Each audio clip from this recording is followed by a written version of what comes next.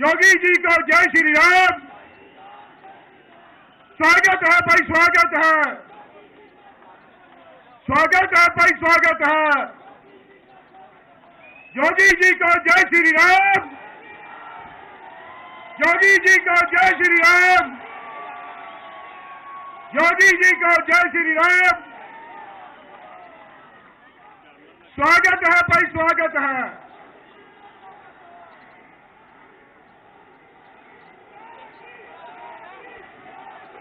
योगी योगी योगी योगी।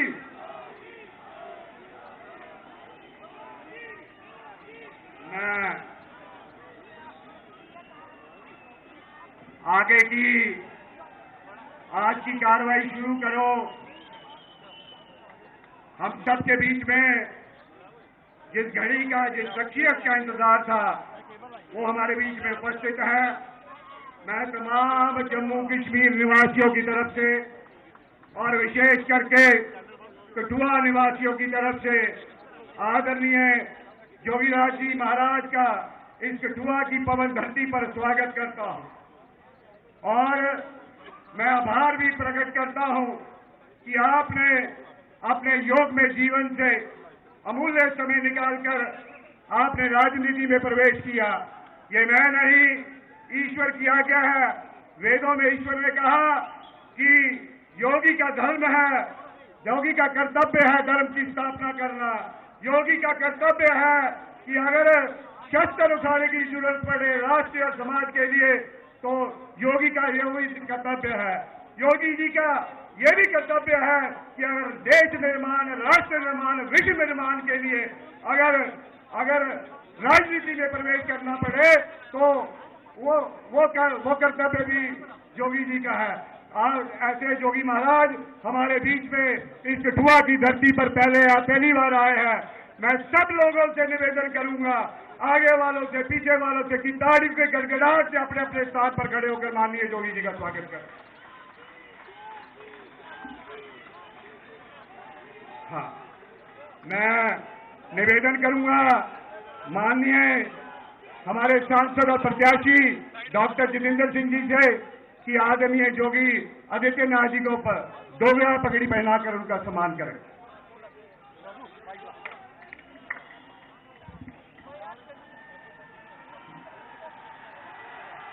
मैं निवेदन करूंगा जिला अध्यक्ष गोपाल महाजन जी से कि डॉक्टर जितेंद्र सिंह जी को पगड़ी पहनाकर स्वागत करें। बसोली के जिलाध्यक्ष दर्शन जी, मेरा निवेदन रहेगा कि प्रदेश अध्यक्ष रविंद्र रैना जी को डोगरी पगड़ी पहनाकर स्वागत करें। क्योंकि समय बहुत कम है, मैं अपने सांसद डॉक्टर जितेंद्र सिंह जी को मंच पर आमंत्रित करने से पहले आज माननीय उत्तर प्रदेश के मुख्यमंत्री हमारे बीच में हैं, तो एक वाक्य शेर मैं निवेदन करूंगा कि जिलाध्यक्ष गोपाल महाजन जी मंच पर आए अपने स्वागत भाषण के लिए। धन्यवाद राजीव जी। आज का ये दिन मुझे लगता है कि कठुआ की धरती के लिए और स्पेशली मेरे लिए भारतीय जनता पार्टी का कार्यकर्ता होने के नाते, जिला प्रमुख होने के नाते आज बहुत बड़ा क्षण जो है मेरे जीवन के और आज सभी कठुआ के निवासियों के लिए है। मुझे पार्टी की तरफ से आदरणीय योगी जी का आदर मान सम्मान के लिए, उनका अभिनंदन करने के लिए मुझे यह मौका मिला है। तो कहीं ना कहीं मेरे जीवन को और कठुआ के जितने भी लोग यहाँ पर उपस्थित हैं, मेरी मातृशक्ति और जितने भी नौजवान साथी, सबके लिए बहुत बड़ा दिन है। तो आदरणीय योगी जी का बहुत बहुत स्वागत हम लोग करते हैं। उनके साथ हमारे यहाँ के सांसद एवं तीसरी बार हमारे यहाँ से प्रत्याशी डॉक्टर जितेंद्र सिंह जी, एक बार इनका भी हम लोग यहाँ पर बहुत बहुत स्वागत करते हैं। आदरणीय हमारे प्रदेश अध्यक्ष जी रविंद्र रैना साहब, जिनकी वजह से आज ये पूरा जनसमूह जो है भारतीय जनता पार्टी के कार्यकर्ताओं की वजह से आज ये सारा पंडाल और पूरा कठुआ यहाँ पर आया हुआ है। आदरणीय अध्यक्ष जी का भी बहुत बहुत स्वागत हम लोग करते हैं, आदरणीय अशोक जी का, और मंच पर जितने भी हमारे सभी बड़े नेतागण, आदरणीय डॉक्टर जितेंद्र सिंह साहब और यहाँ पर उपस्थित सभी कठुआ निवासी, यहाँ पर आए हुए मातृशक्ति नौजवान साथी, मैं देख रहा हूँ बड़ी संख्या में लोग इस क्षण का, इस पल का इंतजार कर रहे थे। सड़कों पे भी लोग हजारों की संख्या में खड़े हुए हैं। तो कहीं ना कहीं ये प्रतीत होता है भारतीय जनता पार्टी के साथ आदरणीय प्रधानमंत्री जी के पर और आदरणीय योगी जी पर ये जनता जो है बहुत बड़ा विश्वास करती है। एक बार फिर से पुनः मैं आदरणीय योगी जी का बहुत बहुत धन्यवाद करता हूं, अभिनंदन करता हूं। आप अपना कीमती समय निकाल कर इस कठुआ की धरती पर यहाँ पर पहुंचे। एक बार बहुत बहुत धन्यवाद। जय हिंद, जय भारत। माननीय हमारे प्रत्याशी डॉक्टर जितेंद्र जी को मैं मंच पर आमंत्रित करूं। माननीय चीफ मिनिस्टर साहब यहाँ बैठे हैं। मैं एक वाक्य बताना चाहता हूं कि जब हम 14 में चुनाव में थे तो डॉक्टर साहब ने कहा मेरे को लगता है कि कठुआ के लोगों का बहुत बड़ा समर्थन हमारे पक्ष में है। तो इन्होंने तब एक वादा किया था कि अगर कठुआ ने मन बनाया है तो कोई ताकत नहीं कि हमें कहीं यहाँ से जिता कर न भेजे। मगर इन्होंने कहा है अगर कठुआ ने मन बनाया है, मेरा वादा है कि कठुआ न्यूक्लियस रहेगा। इस पार्लियामेंट्री कॉन्स्टिट्यूंसी में माननीय मुख्यमंत्री साहब, डॉक्टर साहब ने हमें मेडिकल कॉलेज देने का काम किया, डॉक्टर साहब ने हमें इंजीनियरिंग कॉलेज देने का काम किया, डॉक्टर साहब ने हमें शाहपुरकंडी देने का काम किया, डॉक्टर साहब ने हमें उच्च मल्टीपर्पज प्रोजेक्ट देने का काम किया, विशेष रोड का इंफ्रास्ट्रक्चर, हेल्थ का इंफ्रास्ट्रक्चर, एजुकेशन का इंफ्रास्ट्रक्चर सारे कार्य किए हैं। ऐसे डॉक्टर साहब को जब मैं आमंत्रित करूं, मैं एक नारा लगाऊंगा, डॉक्टर जितेंद्र सिंह, डॉक्टर जितेंद्र सिंह।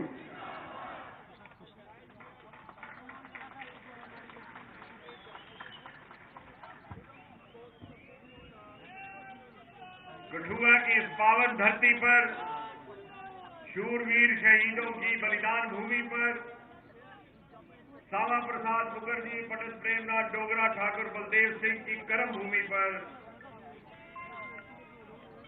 हिंदुस्तान के मकबूल तरीन नेता, देश के सबसे लोकप्रिय मुख्यमंत्री, भारतीय जनता पार्टी के शीर्ष नेतृत्व और हम सब के दिलों की धड़कन माननीय योगी आदित्यनाथ महाराज जी का मैं नमन करके, प्रणाम करके, सिर झुका करके स्वागत करता हूं। अपनी तरफ से, कठुआ वासियों की तरफ से बहुत बहुत अभिनंदन।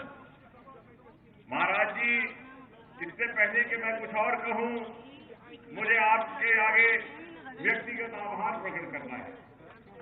मैं जानता हूं आप बहुत व्यस्त हैं, उत्तर प्रदेश में भी पहले फेज का चुनाव है, आपका समय वहां भी मांगा जा रहा है, लेकिन इन सब कठुआ वासियों के आग्रह पर मेरे मात्र एक फोन कॉल करने पर आपने अपनी स्वीकृति दी। इसका आभार हम बड़े लंबे समय तक याद रखेंगे, हम ऋणी रहेंगे।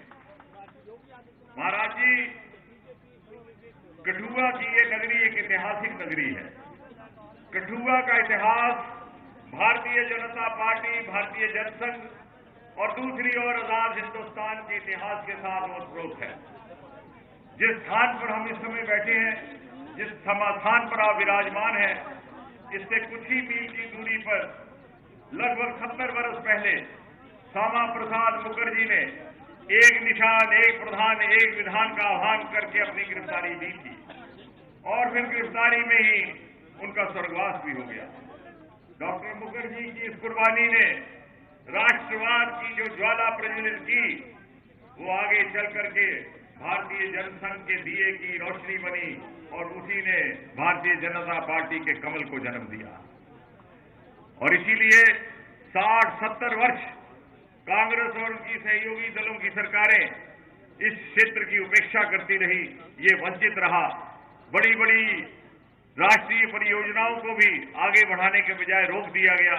उदाहरण के तौर पर हमारी राष्ट्रीय शाहपुरकंडी परियोजना थी सिंचाई की, जिसके द्वारा हमें अपने हिस्से का दरियाए रावी का पानी नसीब होना था, उसको भी रोक दिया गया।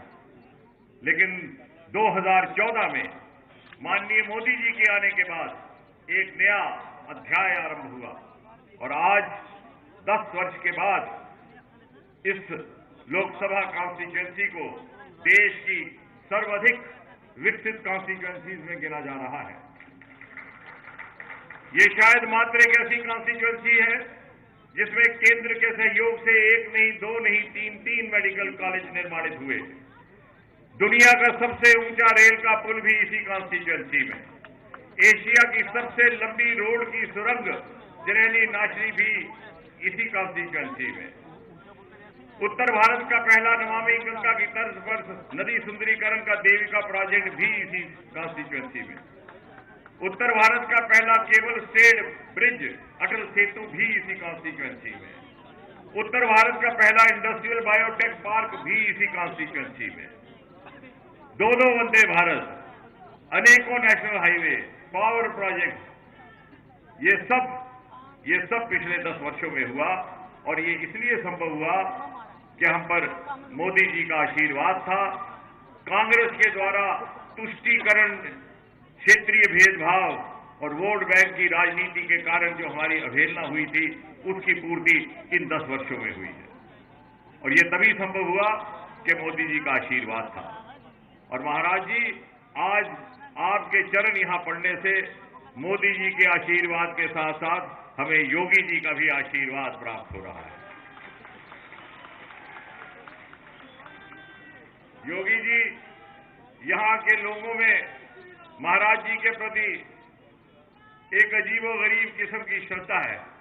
वो आपको एक आदर्श मानते हैं और जिस प्रकार से आपने उत्तर प्रदेश की तकदीर और तस्वीर बदली है, उसका अक्सर उदाहरण देते हैं। हमारी बेटियां, हमारी बहनें, जिस प्रकार से आपने उत्तर प्रदेश में महिलाओं की सुरक्षा सुनिश्चित की है, उसका उदाहरण देकर के उल्लेख करती हैं। और जहां पर मोदी जी ने महिलाओं को प्राथमिकता देते हुए 10 वर्ष के अंदर 11 करोड़ से अधिक टॉयलेट निर्माण किए, वहां महाराज जी आपने उत्तर प्रदेश में उन टॉयलेट्स को इज्जत घर का नाम दिया और महिला को सुविधा के साथ साथ स्वास्थ्य और सम्मान भी दिया। और यही कारण है कि नारी शक्ति में मोदी जी को लेकर के, योगी जी को लेकर के एक अद्भुत उत्साह है। ये लोग विशाल संख्या में जो जहां आप देख रहे हैं, ये सुबह से यहां बैठे हैं, आपके दर्शन को व्याकुल हैं, आपके बोल सुनने को बेचैन है। मुझे अधिकार नहीं मैं इस मंच पर बहुत देर तक खड़ा रहूं। मैं पूरी विनम्रता के साथ, पूरे मान के साथ महाराज जी आपको आपके संबोधन के लिए सादर आमंत्रित करता हूं। हमारे इंतजार की घड़ी खत्म हुई। मैं निवेदन करूंगा माननीय योगी जी को जय श्री राम।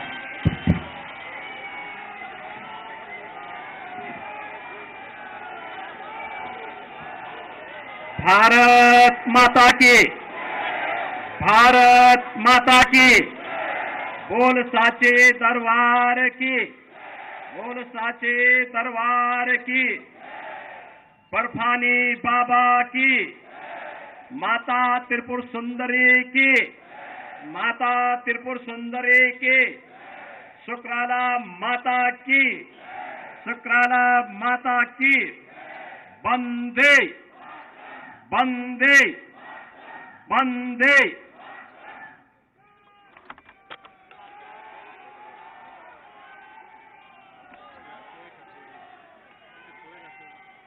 केंद्रीय मंत्री और देश की प्रतिष्ठित उधमपुर लोकसभा सीट से भारतीय जनता पार्टी के प्रत्याशी डॉक्टर जितेंद्र सिंह जी, भारतीय जनता पार्टी के प्रदेश के अध्यक्ष श्री रविंद्र रैना जी, पूर्व deputy CM doctor Nirmal Singh ji, Bharatiya Janata party के प्रदेश संगठन महामंत्री श्री अशोक कौल जी, प्रदेश महासचिव डॉक्टर डीके मनाल जी, प्रदेश प्रवक्ता श्री राजीव जसरोटिया जी, सुनील सेठी जी, जिला प्रभारी मुनीष शर्मा जी, जिलाध्यक्ष गोपाल महाजन जी, भारतीय जनता पार्टी के सभी पदाधिकारीगण, कठुआ से आए हुए मेरे सभी उपस्थित बहनों और भाइयों, आज इस पावन धरा को,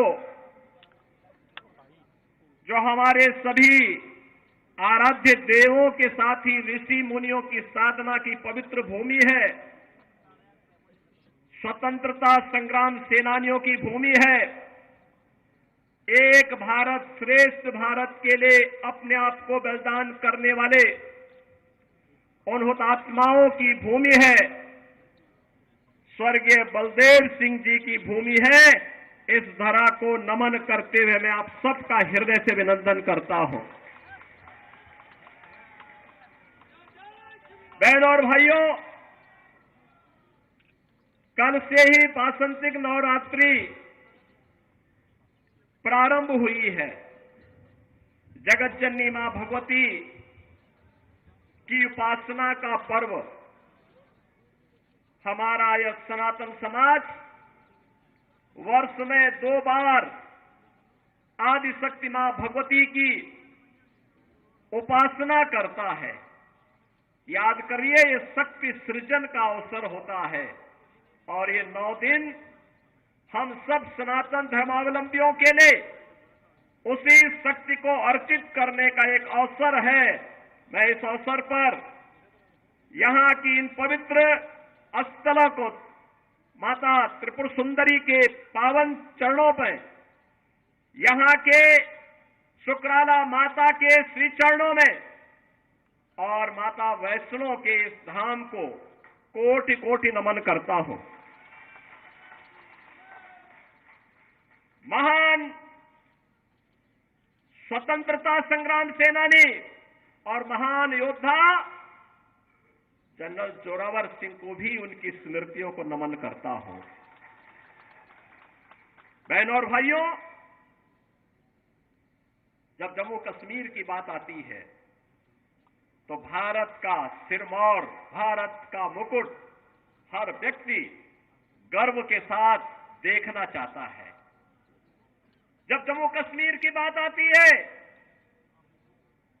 तो स्वतंत्र भारत के वे नारे एक बार फिर से गूंजते हुए दिखाई देते हैं कि जहां हुए बलिदान मुखर्जी, वह कश्मीर यही इन्हीं वादियों में नारे गूंजे थे।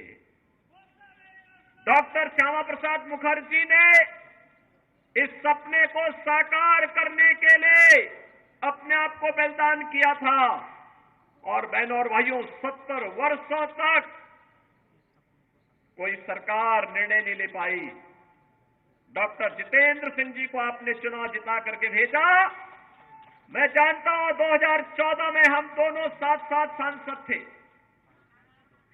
और तब भी जब भी जम्मू कश्मीर की बात आती थी, बेझिझक एक सांसद के रूप में, एक मंत्री के रूप में बोलते थे कि मैं पहले वहां का नागरिक हूं, धारा 370 समाप्त होनी ही चाहिए और वहां का विकास होना ही चाहिए।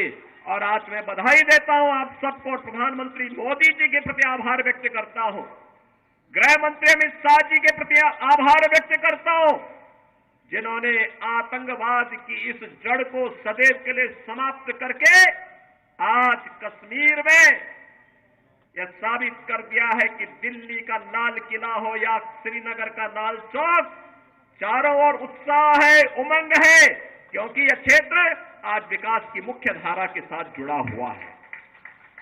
बहनों और भाइयों, जो विकास है, आज आप देख रहे होंगे 4 लेन और 6 लेन की एक्सप्रेसवे, मेडिकल कॉलेजेस का संचालन, इंजीनियरिंग कॉलेज, यहां पर सिंचाई की सुविधा, हर घर नल की योजनाएं, ये सब हो ही रही है।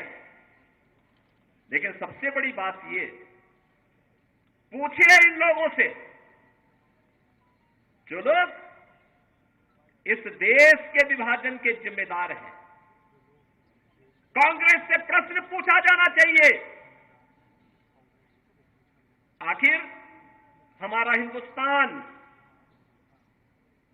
1947 में आजाद हुआ, लेकिन कांग्रेस की सत्ता लिप्सा ने आजादी के एक दिन पहले देश का दुर्भाग्यपूर्ण विभाजन भी करवाया। और बहनों और भाइयों, स्वतंत्र भारत में हमने हमेशा अपना एक धर्म माना, और वह धर्म माना राष्ट्र धर्म। हम अपने राष्ट्र को सर्वोपरि मानते हैं। मेरी व्यक्तिगत कोई भी आस्था होगी, कोई भी उपासना विधि होगी, लेकिन अगर वह राष्ट्र के मार्ग में बाधक है, मैं इसको दरकिनार करके रखता हूं और पहले कहता हूं कि मेरा देश रहना चाहिए। मेरे लिए मेरे देश की स्वतंत्रता, मेरे देश की संप्रभुता और इसकी अखंडता सर्वोपरि रखती है। और इसीलिए आज न केवल भारत एक ग्लोबल पावर के रूप में आगे बढ़ रहा है, अपितु बहनों और भाइयों, आप देख रहे होंगे अन्य दिनों में तो आप छोड़िए, भारत सरकार के साइंस एंड टेक्नोलॉजी के मंत्री भी डॉक्टर जितेंद्र सिंह जी हैं, प्रधानमंत्री कार्यालय के मंत्री भी डॉक्टर जितेंद्र सिंह जी हैं। कोरोना कालखंड में पहली बार आपने देखा होगा भारत के वैज्ञानिकों ने यानी दो ऐसे वैक्सीन दिए जो दुनिया के अंदर कोरोना जैसी महामारी की अचूक दवा है, अचूक दवा। आपने देखा होगा सबसे प्रभावी वैक्सीन भारत ने दी, फ्री में वैक्सीन,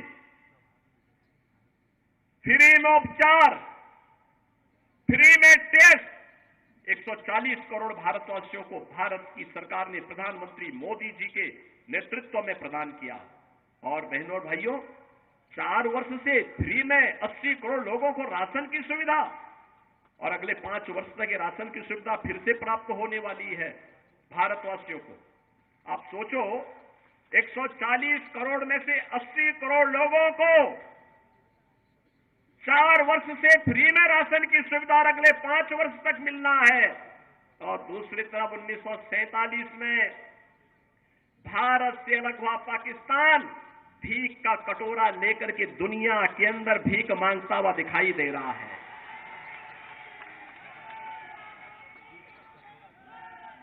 आज आप देख रहे होंगे बदलते हुए भारत को। ये जो नया भारत है, बहनों और भाइयों, इस नए भारत को आज आप देख रहे होंगे, एक भारत श्रेष्ठ भारत। इस भारत में भारत के 140 करोड़ लोगों का सम्मान भी है। दुनिया के अंदर आज भारतवासी कहीं भी जाता है, लोग बड़े सम्मान के साथ उसकी ओर देखते हैं। आज भारतवासी दुनिया के अंदर सम्मान प्राप्त कर रहा है। आज सीमाएं भी सुरक्षित हुई हैं। ऐसा नहीं कि अब कोई पाकिस्तान का व्यक्ति, कोई घुसपैठ करके हमारी सुरक्षा में सेंध लगाएगा, नहीं लगा सकता। अगर कहीं एक पटाखा भी फूट जाए ना, तो पाकिस्तान अब सफाई देता कि नहीं, मेरा इसमें हाथ नहीं है, क्योंकि उसे मालूम है अगर कुछ हो गया तो फिर उसको लेने के देने पड़ेंगे। और बहनों भाइयों, जब एक मजबूत सरकार होती है तो ऐसे होता है। सुरक्षा की पुख्ता व्यवस्था, कश्मीर में धारा 370 समाप्त करके यहां के आतंकवाद की समस्या का समाधान, देश के अंदर नक्सलवाद की समस्या का भी समाधान हो गया। सुरक्षा की बेहतर स्थिति है, इंफ्रास्ट्रक्चर, अत्याधुनिक इंफ्रास्ट्रक्चर आप देख रहे होंगे। कई highway, railway, metro, rapid rail, IIT, IIM, medical college, AIIMS जैसी सौगात आज देश को प्राप्त हो रही है। साइंस एंड टेक्नोलॉजी के नए नए केंद्र बन रहे हैं, अत्याधुनिक इंफ्रास्ट्रक्चर विकसित हो रहा है। बेहतरीन माहौल में भारत आगे की ओर बढ़ रहा है। और यही नहीं, इन सब स्थितियों को ध्यान में रखने के साथ ही गरीब कल्याणकारी योजनाओं की कोई सानी नहीं। आप देखते होंगे न केवल जम्मू कश्मीर में, पूरे भारत के अंदर भी आप देखते होंगे 80 करोड़ लोग फ्री में राशन की सुविधा का लाभ प्राप्त कर रहे हैं। 60 करोड़ लोग आयुष्मान भारत में 5 लाख रुपए की स्वास्थ्य बीमा का कवर प्राप्त कर रहे हैं। 50 करोड़ लोगों को जनधन के अकाउंट खोले गए। 12 करोड़ अन्नदाता किसान प्रधानमंत्री किसान सम्मान निधि का लाभ प्राप्त कर रहा है। 12 करोड़ गरीबों के घर में शौचालय बने हैं। 10 करोड़ परिवारों को फ्री में उज्ज्वला योजना के सिलेंडर के कनेक्शन प्राप्त हुए हैं। बहनों और भाइयों, 4 करोड़ गरीबों के लिए प्रधानमंत्री आवास योजना भी बने हैं और 2.5 करोड़ घरों तक पहली बार बिजली पहुंचाने का काम भी हुआ है। इस प्रकार के अनगिनत गरीब कल्याणकारी योजनाओं का लाभ आज पिछले 10 वर्ष में उस कैबिनेट ने और उस सरकार ने किए हैं जिसका नेतृत्व मोदी जी कर रहे हैं और आपके सांसद उस सरकार के अभिन्न हिस्से हैं। डॉक्टर जितेंद्र सिंह जी उस सरकार के हिस्से हैं। वह सरकार आज गरीब कल्याण का कार्य भी कर रही है। और तो और कितना परिवर्तन आया है। इससे पहले लोग अपने आप को हिंदू बोलने में भी संकोच करते थे। और बहनों और भाइयों, अयोध्या का नाम लेने पे तो लोग डरते थे।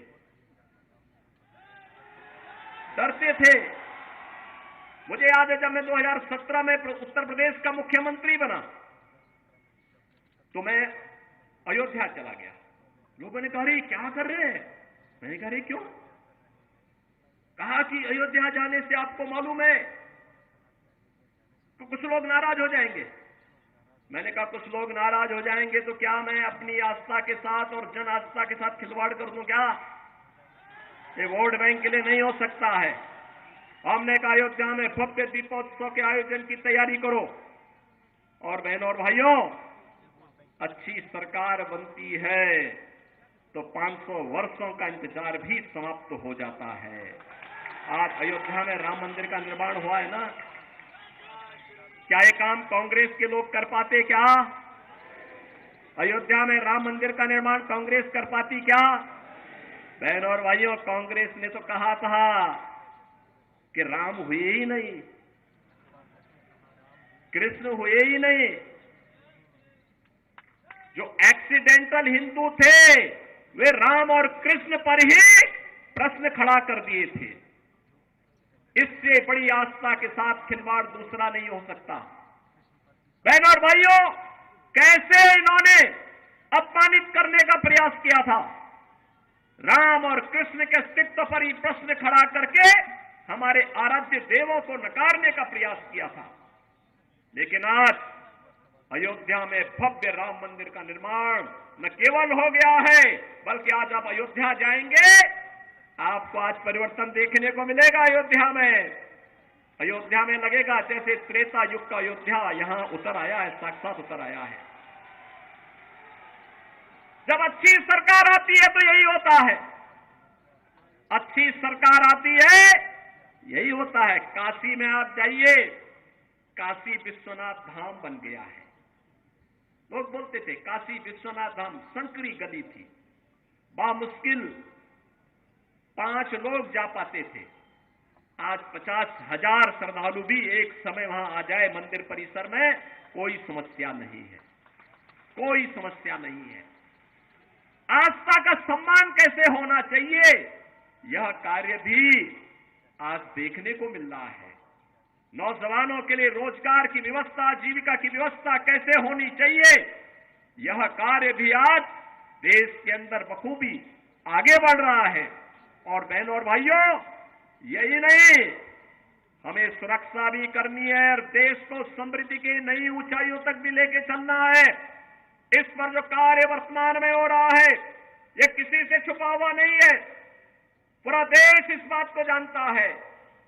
आपने देखा होगा, यह देश जब अपनी आजादी का अमृत महोत्सव मना रहा था, आजादी के 75 वर्ष पूरे हो रहे थे, देश उत्साह के साथ जुड़ा हुआ था और उस उत्साह को और दुगना कर दिया था जब जो ब्रिटेन लगभग 200 वर्षों तक जिस भारत पे शासन किया था, उस ब्रिटेन को पछाड़ करके प्रधानमंत्री मोदी जी के नेतृत्व में भारत दुनिया की 5वीं बड़ी अर्थव्यवस्था बना।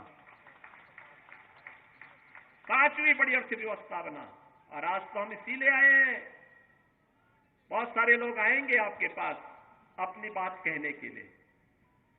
कोई जाति की बात करेगा, कोई क्षेत्र की बात करेगा, कोई भाषा की बात करेगा, कोई किसी अन्य बात की बात करेगा। हमें किसी बात में नहीं पड़ना है। बहुत खोया है। अब पाने का समय आया है। अपने देश को मजबूत करने का समय आया है। कठुआ को विकास की मुख्य धारा के साथ जोड़ करके अपने वर्तमान और भावी पीढ़ी के लिए उज्जवल भविष्य देना है। और इसके लिए आवश्यक है जो कार्य यहां पे पिछले 10 वर्ष के अंदर मैं सचमुच चौंका था जब मैं ऊपर से हेलीकॉप्टर से देख रहा था। यहां का विकास किस तरीके से कोई सोचता था यहां भी एक्सप्रेसवे से जुड़ेगा, यहां भी मेडिकल कॉलेज बनेंगे, यहां पे प्रौद्योगिकी संस्थान बनेंगे, यहां पे कुछ अच्छे सेंटर स्थापित होंगे। जम्मू कश्मीर को तो लोगों ने लावारिस छोड़ दिया था, भगवान भरोसे छोड़ दिया था। देश को इन्होंने किस प्रकार का व्यवहार देश के साथ किया था। बहनों और भाइयों, कांग्रेसियों के व्यवहार पर कोई आश्चर्य नहीं, क्योंकि इन्होंने पूरे देश को अपनी पपौती समझ करके उसको, जब देश के ऊपर संकट आता था, ये लोग देश छोड़ करके भाग जाते थे। किसी भी समय में आपने देखा होगा, या डोडा का नरसंहार किसने नहीं देखा था। लेकिन बहनों और भाइयों, अब हमारे पास वक्त आया है। पिछले 10 वर्ष में जो कार्य किया है उसके परिणाम को हमें और बेहतर तरीके से सामने लेकर के आना है। और इसके लिए तीसरी बार मोदी जी ने आपसे कार्यकाल मांगा है। मोदी जी तीसरी बार देश के अंदर भारत को तीसरी बड़ी अर्थव्यवस्था के रूप में स्थापित करने के लिए आपके पास आ रहे हैं। और इसके लिए मोदी जी के प्रतिनिधि के रूप में आपके लोकप्रिय सांसद और केंद्रीय मंत्री डॉक्टर जितेंद्र सिंह जी तीसरी बार आपका आशीर्वाद प्राप्त करने के लिए आपके पास आए हैं। बहनों और भाइयों, अपनी सहजता, अपनी सरलता, अपने व्यवहार कुशल से न केवल उन्होंने देश के अंदर, बल्कि जो भी दायित्व उन्हें भारत सरकार ने सौंपा है, पार्टी ने सौंपा है, उसका बखूबी निर्वहन करने की जिम्मेदारी उन्होंने जिस तत्परता और जिस प्रतिबद्धता के साथ किया है वो अद्भुत है, अभिनंदनीय है। और इसके लिए मैं आपको बधाई देता हूं, क्योंकि प्रतिनिधि आपने चुना। उनके साथ संसद में हम लोग जब 2014 में साथ सांसद थे, तब भी मैं देखता था बहुत ही सहजता, सरलता के साथ किसी भी बड़ी से बड़ी समस्या का समाधान कैसे होना चाहिए, इसके लिए वह उस समस्या के समाधान पर विश्वास करते थे। बहनों और भाइयों, आज मैं आपसे यही कहने के लिए आया हूं। आज देश जिस नए युग में प्रवेश किया है, जिस नए भारत का हम दर्शन कर रहे हैं, यह सच है मोदी जी का नेतृत्व है। मोदी जी को इसका श्रेय जाता है। नए भारत के शिल्पी के रूप में मोदी जी का हर व्यक्ति सम्मान करता है। लेकिन बहनों और भाइयों, मोदी जी के साथ साथ आपको भी इसका श्रेय जाता है, क्योंकि मोदी जी को एक वोट देकर के आपने मोदी जी को देश की सत्ता सौंपी, देश की बागडोर सौंपी। मोदी जी को देश की बागडोर सौंपी है तो परिणाम आज आपके सामने है। अयोध्या में राम मंदिर भी बन रहा है, भारत दुनिया की बड़ी ताकत भी बन रहा है, सुरक्षा का बेहतर वातावरण भी बन रहा है, विकास के बड़े बड़े कार्य भी हो रहे हैं, गरीब कल्याणकारी योजना भी प्रभावी ढंग से आगे बढ़ रही है। अगर जनता जनार्दन वोट ही न देती, क्या हम उत्तर प्रदेश देश के सबसे बड़े राज्य को संभाल पाते? क्या जो जम्मू कश्मीर की स्थिति थी, यहां पर पाकिस्तान प्रस्त आतंकवादी किस तरीके से तबाही मचाए हुए थे, लेकिन उत्तर प्रदेश के अंदर तो सत्ता के संरक्षण में जिस प्रकार की अराजकता थी, हर दूसरे दिन दंगा होता था, कर्फ्यू लगता था, महीनों महीनों कर्फ्यू रहता था। बहनों और भाइयों, 7 वर्ष से मैं आज उत्तर प्रदेश के अंदर मुख्यमंत्री के रूप में काम कर रहा हूं, और बहनों और भाइयों, 7 वर्ष में एक भी दंगा नहीं हुआ वहां। कोई दंगा नहीं है, कर्फ्यू नहीं है, बल्कि भगवान शिव की कावड़ यात्रा निकलती है धूम धड़ाके के साथ। लोग भूल गए कि कर्फ्यू भी कभी लगता था यहां पे। आप देखते होंगे, उत्तर प्रदेश देश का पहला राज्य है जहां के धर्मस्थलों से जो माइक की चिल्लाहट होती सब उतर गया है, समाप्त। अब वहां माइक की आवाज नहीं होती है। लोग शांतिपूर्ण तरीके से विकास में विश्वास कर रहे हैं। विकास और आस्था को सम्मान किस रूप में होना है, अयोध्या उसका एक उदाहरण आपके सामने है। मथुरा वृंदावन उसका उदाहरण है। और बहनों और भाइयों, मैं तो आज अपने कठुआ के बहनों और भाइयों से ही कहूंगा, आपके यहां प्रथम चरण में चुनाव है। चुनाव के बाद पदाधिकारी अन्य क्षेत्रों में प्रचार के लिए जाएंगे, देश के अन्य क्षेत्रों में भी जाएंगे, लेकिन आप लोगों को फिर अयोध्या के दर्शन के कार्यक्रम जरूर बनाने चाहिए। बनाइए, हमें पहले से बता देना। आज अयोध्या में कोई समस्या नहीं है, कोई समस्या नहीं। जो पहले आज से 7 वर्ष पहले, 10 वर्ष पहले अयोध्या गया होगा, वो थोड़ा संकोच कर रहा होगा। अब अयोध्या बदल गई है। जैसे कठुआ में 6 लेन के एक्सप्रेस वे आ रही है ना, ऐसे अयोध्या के अंदर भी हम लोगों ने ऐसे एक्सप्रेस वे बना दी है।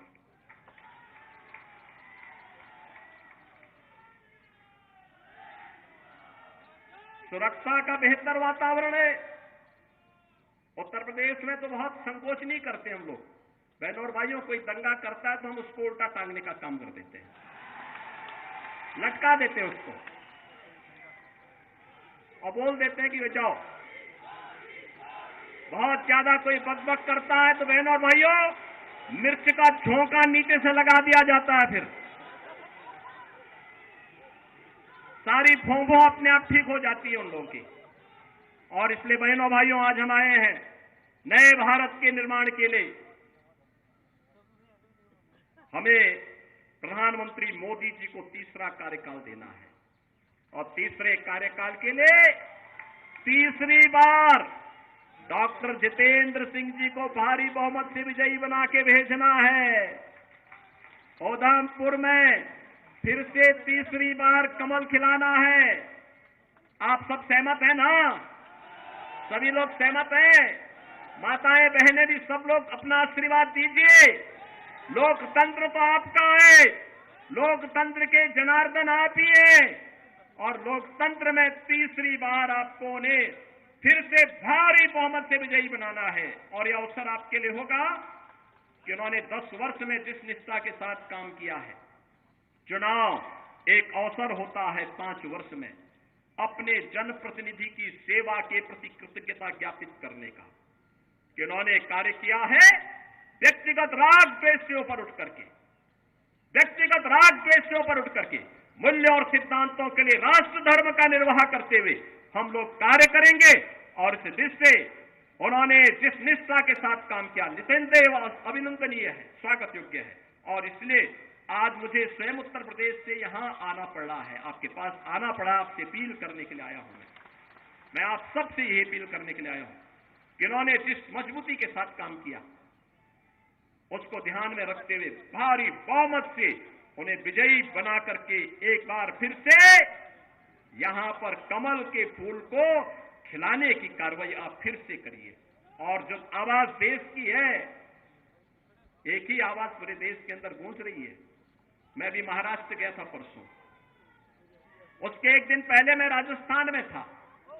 उत्तर प्रदेश में तो 80 लोकसभा सीट अकेले उत्तर प्रदेश में है, और हर ओर एक ही आवाज है।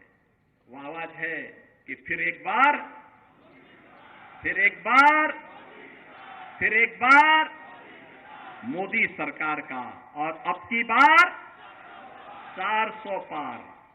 400 पार के लिए सहमत है ना? देखो, डॉक्टर जितेंद्र सिंह जी चुनाव जीतेंगे, किसी को संदेह नहीं, लेकिन चुनाव में बढ़त इतनी होनी चाहिए कि उनको भी यहां की शेष परियोजनाओं के लिए उतनी ही ताकत मिल सके। जनप्रतिनिधि ये कहता है ना, बाद में सांसद ये कहता है कि भाई देखो जनता ने एक बड़ी जिम्मेदारी दी है, अब तो इस कार्य को मुझे यहां कराना ही कराना है, और उस कार्य के लिए बढ़त इतनी आप दीजिए। आप सब करेंगे, सहमत हैं? सभी लोग सहमत हैं? सभी लोग सहमत हैं? तो मेरे साथ फिर बोलेंगे, भारत माता की, भारत माता की, भारत माता की, वंदे वंदे वंदे।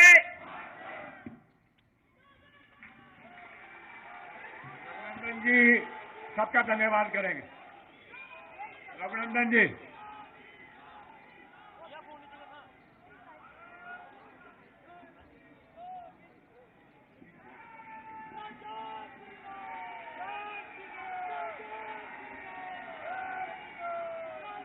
भारत माता की, भारत माता की।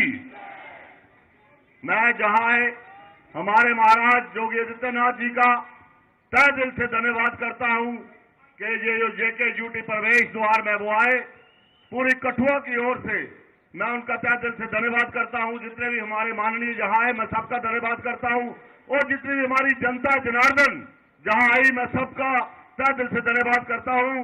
जय हिंद, जय भारत।